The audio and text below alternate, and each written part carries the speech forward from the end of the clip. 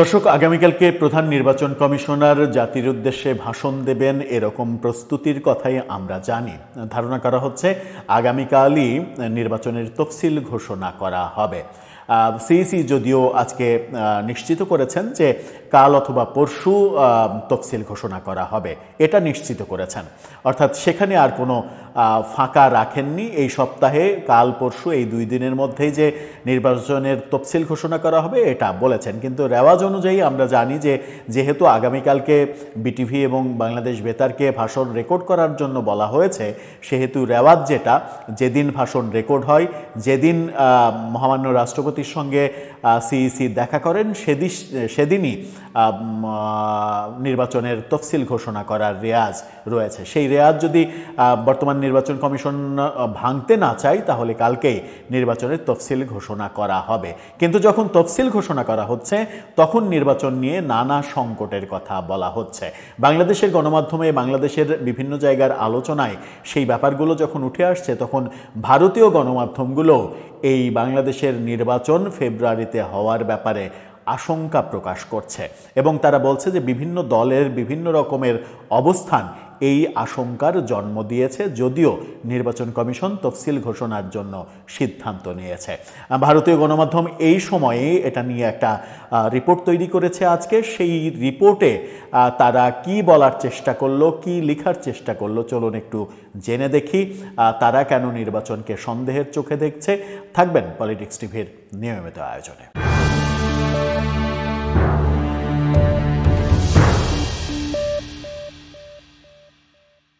দর্শক, বলছিলাম ভারতীয় গণমাধ্যম বাংলাদেশের নির্বাচন ফেব্রুয়ারিতে নাও হতে পারে সেই রকম কথাবার্তা বলছে। এই সময়ের রিপোর্টে তেমনটাই মনে হচ্ছে আপাত দৃষ্টিতে।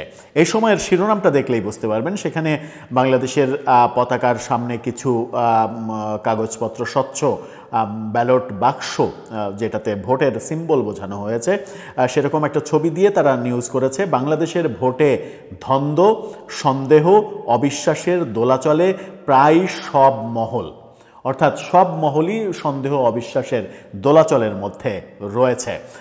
এরই মাঝে প্রধান নির্বাচন কমিশনারের ভাষণ রেকর্ডের ঘোষণাও দেওয়া হয়েছে, সে কথাও তারা বলছে। তারা যেটা বলছে সেটা হচ্ছে যে বাংলাদেশের জাতীয় সংসদের ত্রয়োদশ নির্বাচন এবং গণভোটের দিনক্ষণ ঘোষণা হতে পারে কালকে বুধবার। তবু ফেব্রুয়ারিতে ভোট হবে কি না তা নিয়ে সন্দেহ অবিশ্বাসের দোলাচলে প্রায় সব মহল। অথচ এই দিনই নির্বাচন কমিশন জানিয়েছে, অর্থাৎ গতকালকের কথা বলছে তারা, বুধবার রাষ্ট্রপতির সঙ্গে দেখা করবে তারা। সেদিনই প্রধান নির্বাচন কমিশনারের দিনক্ষণের ঘোষণা রেকর্ড করা হবে টেলিভিশনে এবং বেতারে। সরকারেরও সবুজ সংকেত মিলেছে, তাই বুধবারেই সন্ধ্যার পরে রেকর্ড করা ভাষণ প্রচার করা হতে পারে। অন্তর্বর্তী সরকারের প্রধান মোহাম্মদ ইউনূস বলেছেন, নির্বাচনের জন্য এমন সুন্দর প্রস্তুতি অতীতে কখনো হয়নি। তবে কমিশনের সুর কিছুটা শীতল। তারা বলছে একই দিনে জাতীয় সংসদ নির্বাচন এবং গণভোট তাদের জন্য চ্যালেঞ্জ। অন্যদিকে যারা ভোটের অংশীদার, সেই রাজনৈতিক দলের একাংশের দাবি ভোটের পরিবেশ এখনো সুষ্ঠু নিরপেক্ষ নয়। কারো মতে গণতান্ত্রিক ব্যবস্থাকে ব্যাহত করতে অব্যাহত চক্রান্ত রয়েছে। জামাত ইসলামী গতকালকে নির্বাচন কমিশনের সঙ্গে সাক্ষাৎ করেছে, সেখানে তারা বলেছে ভোটের লেভেল প্লেয়িং ফিল্ড নেই। এরই মাঝে এনসিপি বলেছে ভোটের লেভেল প্লেয়িং ফিল্ড নেই, লেভেল প্লেয়িং ফিল্ড ছাড়া ভোট গ্রহণ করা সম্ভব নয়। বিএনপির ভারপ্রাপ্ত চেয়ারম্যান লন্ডন প্রবাসী তারেক রহমান দলের ছাত্রনেতাদের এক কর্মশালায় ভার্চুয়ালি যোগ দিয়ে বলেছেন, 1 বছরের বেশি সময় ধরে বলে আসছি আমাদের সামনের সময়গুলো খুব বেশি ভালো নয়। অনেক কঠিন সময় অপেক্ষা করছে। বিভিন্নভাবে বিভিন্ন ষড়যন্ত্র হচ্ছে। এই ষড়যন্ত্র রুখে দিতে পারে দেশের জনগণ। জামাতকে ইঙ্গিত করে মূলত তিনি এই তীর ছুঁড়েছেন। তারেক রহমান রবিবারও ছাত্রনেতাদের উদ্দেশ্যে বলেছেন, কিছু মানুষ বা কোনো বিশেষ গোষ্ঠী বিভিন্ন জায়গায় কেউ সোশ্যাল মিডিয়ায় বলে যে অমুককে দেখলাম, তমুককে দেখলাম, এবার অমুককে দেখতে চাই, অমুককে দেখলেই সব সমস্যার সমাধান হবে। তিনি বলেছেন যে তাদেরকে তো 71-এই দেখেছি আমরা, নতুন করে আর কি দেখার রয়েছে। তারেক রহমানের এই বক্তব্যটাও রাজনৈতিক সংঘাতমূলক পরিবেশের ইঙ্গিত দেয়, সেই কথাও বলছে। ইউনূসের হাতে গড়া দল এনসিপি নেতারাও বারবার বলছেন ভোটের সুষ্ঠু পরিবেশ এখনো নেই। এদিকে ভোটের সম্ভাব্য এই পরিস্থিতিতে ছোট ছোট দল মিলে ভোটের আগে জোট গড়ার প্রস্তুতিও বেশ জোরে সোরে চলছে। গত রোববার কমিটি সর্বস্ব 3টি দল নিয়ে এনসিপি জোট গড়েছে গণতান্ত্রিক সংস্কার জোট নামে। সোমবার আনিসুল ইসলাম মাহমুদের জাতীয় পার্টি জাপা এবং আনোয়ার হোসেন মঞ্জুর জেপির নেতৃত্বে 20 দলের জোট গঠিত হয়েছে। এরই মাঝে অসুস্থ খালেদা জিয়াকে চিকিৎসার জন্য নানা ধরনের টানাপোড়েন চলছে। তাকে এরই মাঝে 5 বার লন্ডনে নিয়ে যাওয়ার তারিখ পরিবর্তন করা হয়েছে।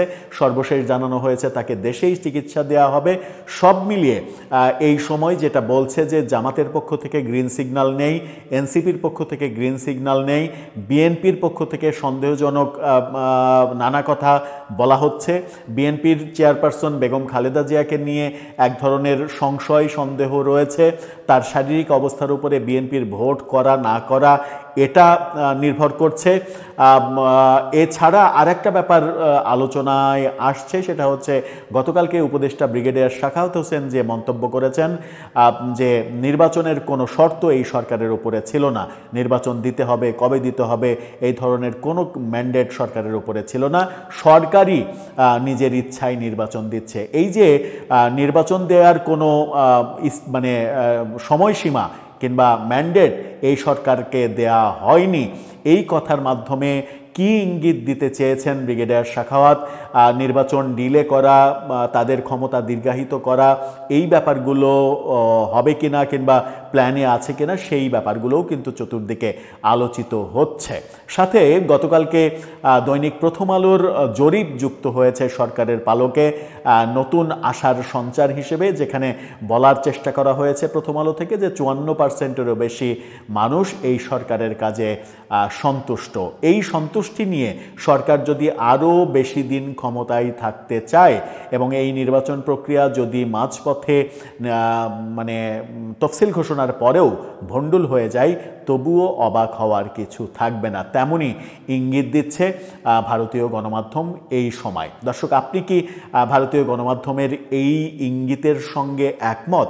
নির্বাচন কি তফসিল ঘোষণার পরেও ভণ্ডুল হয়ে যেতে পারে এবং নির্বাচন পেছানোর যারা প্রক্রিয়ার সঙ্গে জড়িত তারা কি এখনও সক্রিয়?